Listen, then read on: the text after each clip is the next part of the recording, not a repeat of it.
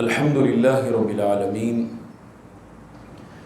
والعاقبۃ للمتقین والصلاة والسلام علی سید الانبیاء والمرسلین اما بعد۔ باب ہے شراء الابل الہیمی، پیاس کی بیماری میں مبتلا اونٹوں کی خرید و فروخت۔ عن ابن عمر رضی اللہ عنہما انہ اشترى ابلا ہیما من رجل وَلَهُ فِيهَا شَرِيكٌ۔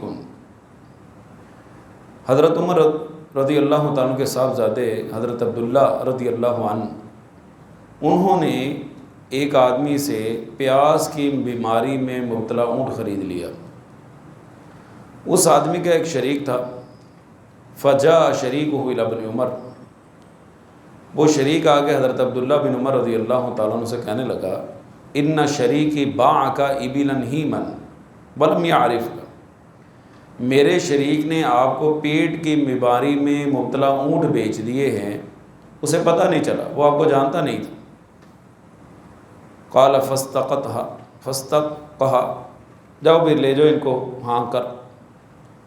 قال فلما ذهب يستاقها، جب وہ ہانکنے لگا، قال دعها رضینا بقضاء رسول اللہ صلی اللہ علیہ وسلم، اس کو چھوڑ دو، ہم رسول اللہ صلی اللہ علیہ وسلم کے فیصلے پہ راضی ہیں کہ ایک کا مرض دوسرے کو نہیں لگتا۔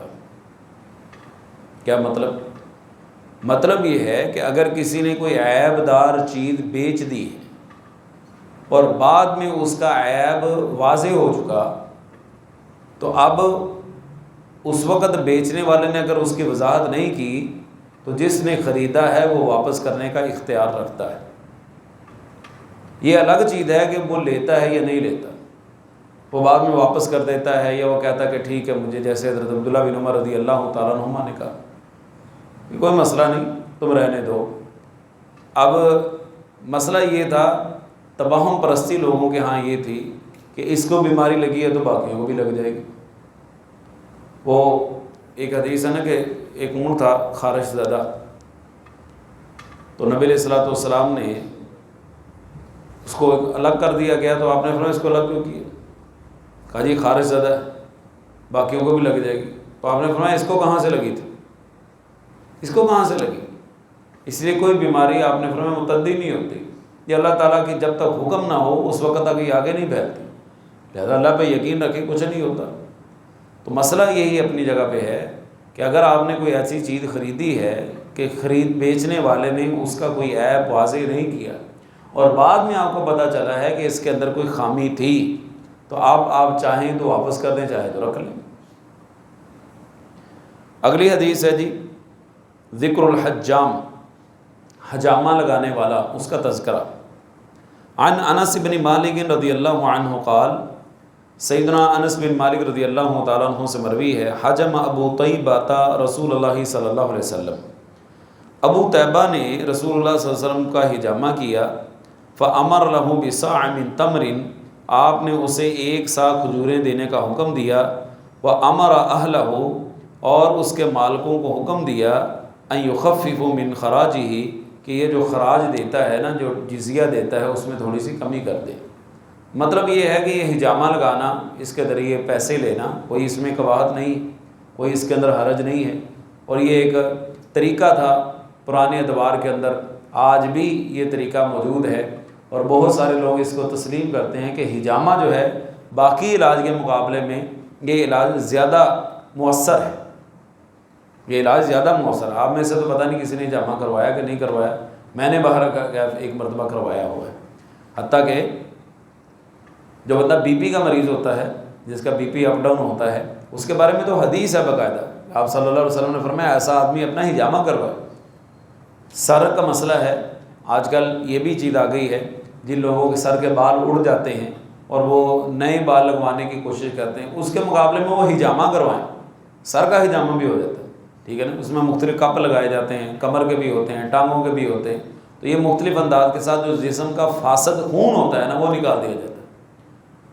یہ ہمارے بڑے جانتے ہیں، کسی دور کے اندر جوکیں لگائی جاتی تھی، جوکیں جہاں پہ پھوڑے پھنسے۔ اچھا یہ بھی ایک عجیب بات ہو گئی ہے، میں نے کم از کم اپنے بچپن میں دیکھا ہے کہ پھوڑے پھنسیاں نکلتے تھے، اور یہ سمجھا جاتا تھا یہ صحت کی علامت.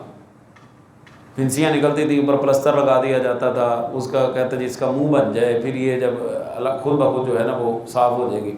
اب نہیں کوئی نظر آتا کسی کے پھوڑے پھنسیاں بنتے ہوں، اب نہیں نکلتی. واللہ عالم کیا مسئلہ ہے، یا تو خوراک کا اثر ہے. پہلے خوراکیں ایسی تھیں جو خود بخود یہ چیزیں باہر نکال دیتی تھیں، اور اب خوراک ایسی ہے کہ پتہ نہیں وہ اندر کھاتے ہی میں کچھ نہ کچھ ختم کرتی جا رہی، سمجھ نہیں لگ رہی. اور میں نے جیسے آخری مجلس میں ذکر کیا تھا کہ ہم اپنی خوراک کے اوپر ہمیں نظر ثانی کرنی چاہیے کہ ہمارا کھانے کا شیڈول کیا ہے اور ہم کھا کیا رہے ہیں، ہم غذا لے کیا رہے ہیں، کیا وہ ہماری صحت کے لیے کمفرٹیبل ہے، ہماری صحت اس کو برداشت کرتی ہے یا نہیں کرتی، یا صرف پیٹ بھرنے کی ہمیں پڑی ہوئی ہے کہ ہم نے پیٹ بھرنا. کوئی بھی چیز ہو بس پیٹ بھرنا چاہیے، ایسا نہیں ہے. پیٹ بھرنا ضرور ہے لیکن اس کے ساتھ انصاف بھی کرنا ہے. کل کوئی کسی بیماری کا شکار ہو جائے گا تو ہم نے اس کو بھگتنا ہے، کسی اور نے تو نہیں بھگتنا. بہرکیف یہ حجامہ کروانا یہ صحت کے لیے بڑا مؤثر ایک طریقہ ہے، آج بھی اس کی افادیت موجود ہے. اگلا مسئلہ ہے اسی حدیث کا یعنی سلسلہ ہے. حضرت عبداللہ بن عباس رضی اللہ تعالیٰ عنہما راوی ہیں، کہتے ہیں احتجب النبی صلی اللہ علیہ وسلم وأعطى الذی حجمہ، آپ نے حجامہ کروایا اور آپ نے حجامہ کرنے والے کو اجرت بھی دی. وَلَوْ كَانَ حَرَامًا لَمْ يُعْطِهِ، اگر یہ مزدوری حرام ہوتی تو آپ نہ دیتے. مطلب ایک بندے نے محنت کی ہے، مزدوری کی ہے، اس کے سلسلے میں وہ چلائے اپنا. اگلا ہے جی التجارۃ فیما یکرہ کسبہ، ایسی چیزوں کی تجارت جن کی کمائی درست نہیں. عن عائشہ ام المؤمنین رضی اللہ عنہا انہا اشترت نمرقۃ فیہا تصاویر، حضرت عائشہ رضی اللہ تعالی عنہا نے ایک تکیہ خریدا جس میں کچھ تصویریں بنی ہوئی تھیں. فلما رآہا رسول اللہ صلی اللہ علیہ وسلم، جب رسول اللہ صلی اللہ علیہ وسلم نے اس تکیے کو دیکھا، قام علی الباب فلم يدخل، آپ دروازے پر ہی کھڑے ہو گئے، اندر نہ آئے. قالت فعرفت فی وجہہ الکراہہ، میں نے آپ کے رخ انور سے ہی اس بات کا اندازہ لگا لیا کہ آپ کسی چیز کی وجہ سے، ناپسندیدگی کی وجہ سے نہیں آ رہے. فقلت یا رسول اللہ صلی اللہ علیہ وسلم اتوب الی اللہ و الی رسولہ، میں اللہ اس کے رسول کی طرف توبہ کرتی ہوں، رجوع کرتی ہوں. ماذا اذنبت، میں نے گناہ کیا کیا، غلطی کیا ہو گئی مجھ سے. دیکھیے یہ ہے اصل میاں بیوی کا رشتہ، ایک دوسرے کے چہرے کے تاثرات پڑھنا. یہاں تو لوگوں کو واضح باتیں سمجھ نہیں آتی تو چہرے کے تاثرات کیا سمجھنے. جب تک ہم آہنگی نہ ہو میاں بیوی کے درمیان، اس وقت زندگی کا پہیہ آگے نہیں چلتا. اور یہ آہستہ آہستہ ہمارے معاشرے سے چیز ختم ہوتی جا رہی ہے. مجھے یاد ہے ہم نے اپنے بڑوں کو دیکھا ہے، جب بات کر رہے ہیں انہوں کہتے ہیں کاکا تو جتوں بول رہے ہیں نا مجھے پتہ ہے. ہمارے سامنے کوئی بات کرے ہمیں پتہ چلتا ہے. وہ جو ابو لولو فیروز مجوسی تھا جس نے حضرت عمر رضی اللہ تعالیٰ کو شہید کیا تھا، جب وہ لاسٹ ٹائم ان کے پاس آیا تھا کیا کہنے لگا، کہتا ہے ایسی چیز بنا کے دوں گا یاد کریں گے.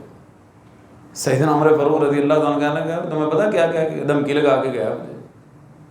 یعنی باتوں میں سے اصل اگلے بندے کا مزاج پڑھنا، اس کے تاثرات پڑھنا، یہ بھی رب کی مہارت، رب کی طرف سے توفیق ہے کہ اگر کسی کو مہارت مل جائے کہ بیوی اپنے شوہر کے تاثرات پڑھے کہ میرا شوہر کن باتوں کی وجہ سے راضی ہوتا ہے، کن باتوں کی وجہ سے ناراض ہوتا ہے. شوہر بیوی کے تاثرات کو پڑھے. میں نے شاید آپ کو واقعہ سنایا وہ کعب بن اشرف یہودی کا نام سنا ہوگا آپ نے. یہ مسلمانوں کی خواتین کو نا ٹارچر کرتا تھا، غزلیں کہتا تھا ان کے بارے. اس نے ناک میں دم کر رکھا تھا مدینہ میں. نبی علیہ الصلوۃ والسلام نے فرمایا کون ہے جو ہمیں اس کعب بن اشرف یہودی سے نجات دلا دے. سیدنا محمد بن مسلمہ رضی اللہ تعالیٰ عنہ کہنے لگے انا یا رسول اللہ صلی اللہ علیہ وسلم، اللہ کے رسول میں یہ کام کروں. میں ٹھیک ہے. کہنے لگے اللہ کے رسول کو تھوڑی سی اجازت دے دیں، اگر ہم آپ کے خلاف کچھ کلمات کہہ دیں. اجازت.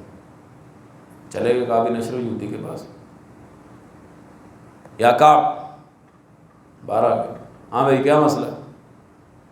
کہا یار ہم محمد صلی اللہ علیہ وسلم کے ساتھ رہ کے نا تھک گئے، ہم تو بس پریشان ہیں. یعنی میں نے تو تمہیں پہلے ہی کہا تھا. ایک بندہ پہلے سے تیار بیٹھا ہو نا، پھر اس کو اس طرح کی کوئی بات نہیں کہتا میں نے تو تمہیں پہلے کہا تھا کہ تم لوگ مصیبت میں پڑ جاؤ. اب کیا مسئلہ ہے؟ کہا ہم یار محمد صلی اللہ علیہ وسلم سے نا علیحدہ ہونا چاہتے ہیں.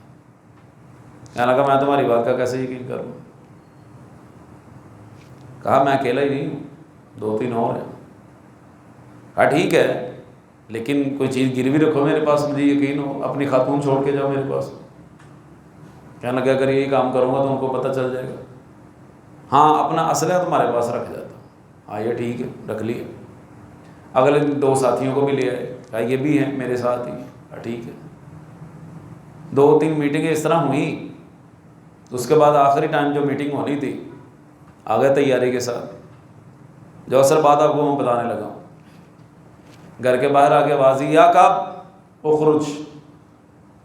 کعب باہر آؤ. کعب باہر آنے لگا. بیوی کہنے لگی باہر نہ جائیں میرے سر دے سائیاں، اس آواز سے مجھے خون دی بو ہوں دی. کتنی چاتر عورت ہوگی وہ، شاطر عورت. کہنے لگی اس آواز میں سے مجھے خون کی بو آ رہی ہے، باہر نہ جانا. ہماری خواتین کو تو پتہ ہی کچھ نہیں لگتا، پتہ نہیں عجیب ہی قسم کی، وہ سمجھتی نہیں کسی چیز کو. یہ کتنی دانا اور کتنی شاطر عورت تھی کہ اس کو آواز سے پتہ چل گیا. وہ بندے ہی ہوتے ہیں نا، خدا جا پاگل ہے جی تینوں پتہ. کہنے لگی میں تینوں کہی یعنی باہر نہ جائی، اس آواز سے میرے خون دی بو ہو گئی. 3 بار روکا، اس نے نہیں روکا. نہ تڑا عورتوں میں کم ہی ہوئی کھا پڑا. اس سے پتہ چلتا ہے کہ بات کا کوئی ایسی عقل کی بات کرے تو مان لینی چاہیے. باہر گیا. کعب بن اشرف باہر آیا.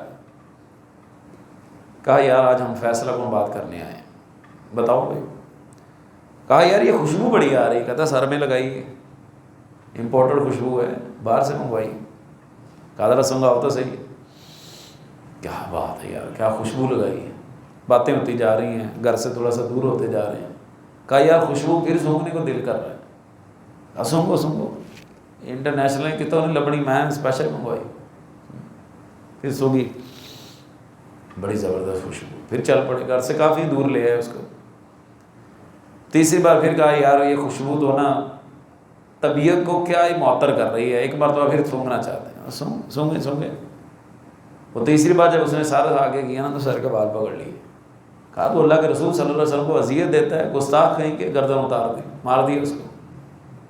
عرض کرنے کا مقصد یہ ہے کہ خاتون جو ہے اہل خانہ میں سے، دیکھیں اس نے کیا بات اس کو ایڈوانس میں کہی تھی، باہر نہ جانا. یہ بات بڑی خطرناک ہے. تو سیدہ عائشہ رضی اللہ تعالی عنہا نبی علیہ الصلوۃ والسلام کے رخ انور سے ناپسندیدگی کا اظہار سمجھ گئی کہ آپ سزا ناراض ہو گئے. اچھا یہاں پہ تو بیوی نہیں ہے، چہرہ بڑا ہے نا. ایک مرتبہ سیدہ عائشہ رضی اللہ تعالی عنہا سے نبی علیہ الصلوۃ والسلام نے کہا عائشہ جب تو راضی ہوتی ہے نا مجھے تب بھی پتہ چل جاتا ہے، جب تو کسی بات پہ ناراض ہوتی ہے نا مجھے تب بھی پتہ چل جاتا ہے. جی آپ کو کیسے پتہ چلتا ہے؟ آپ نے فرمایا جب تو راضی ہوتی ہے نا تو کہتی ہے کعبہ کے رب کی قسم، اور جب تو ناراض ہوتی ہے تو کہتی ہے ابراہیم کے رب کی قسم. اندازہ کیجئے محبت کا اظہار دیکھیے کیسا ہے، اور آپ اماں جان کے الفاظ کا چناؤ دیکھیے کیسا ہے. ہماری ناراضگی کیا ہے؟ روٹی نہیں کھانی، بات نہیں کرنی، ہاں جی منہ موڑ لینا ہے. یہ ہماری ناراضگی ہیں، ہماری خواتین کی ناراضگیاں یہ. اور اماں جان کی ناراضگی کیا ہے کہ جب راضی ہیں تو اللہ کی قسم کھاتی ہیں، تھوڑا سا ناراض ہیں تو ابراہیم کے رب کی قسم کھاتی ہیں. سبحان اللہ. سیدہ عائشہ فرمانے کے اللہ کے رسول ایسے ہی ہے، آپ صحیح فرما رہے ہیں. تو میاں بیوی کے مزاج میں جب تک ہم آہنگی نہ ہو، دوسرے کے مزاج کو نہ سمجھیں، اس وقت زندگی کا پہیہ آگے صحیح طرح نہیں چل سکتا. ورنہ کشمکش ڈوب کے ابری نہ ہو، وہ حساب ہوتا ہے. ڈوب رہی ہے پھر ابری، ڈوب رہی پھر ابر رہی، اس طرح زندگی کا مزہ نہیں آتا.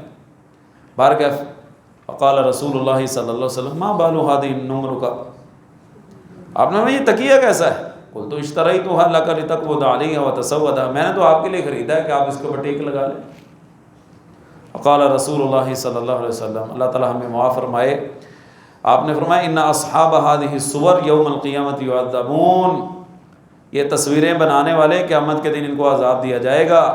فیقال لهم احیوا ما خلقتم، اور ان سے کہا جائے گا یہ جو تم نے تصویریں بنائی ہیں نا پھر ان کے درو بھی پھونکو۔ وقال ان البیت الذی فیہ الصور لا تدخلہ الملائکہ، جس گھر کے اندر تصویریں ہوں اس گھر میں فرشتے نہیں داخل ہوتے۔ ہماری جیبوں میں بھی تصویریں ہیں، ہماری جیب بھی تصویروں سے بھری پڑی ہے۔ اللہ تعالیٰ ہمیں معاف فرمائے، عجیب قسم کی صورتحال سے گزر رہے، ایسی چیزوں کا ہم شکار ہیں کہ بس اللہ تعالیٰ معاف فرمائے، کچھ نہیں کہا جا سکتا۔ تو نیچے لکھا ہے جی فوٹوگرافی ہر قسم کی حرام ہے، خواہ عکسی ہو یا مجسم دیوار پر بنائی جائے یا کپڑے پر نقش ہو۔ یہ وعید صرف بنانے والے کے نہیں بلکہ استعمال کرنے والے کو بھی شامل ہے۔ لہذا گھروں کے اندر جب ہم ڈیکوریشن کرتے ہیں تو اس چیزوں کا خیال کرنا چاہیے کہ ایسی تصویریں نہ بنائی جائے جس میں کوئی مخلوق ہے، زیرو ہے۔ ہاں درخت وغیرہ پودے وغیرہ ان چیزوں کی آپ کو چیز بنانا چاہتے ہیں تصویر، وہ تو کوئی حرج نہیں۔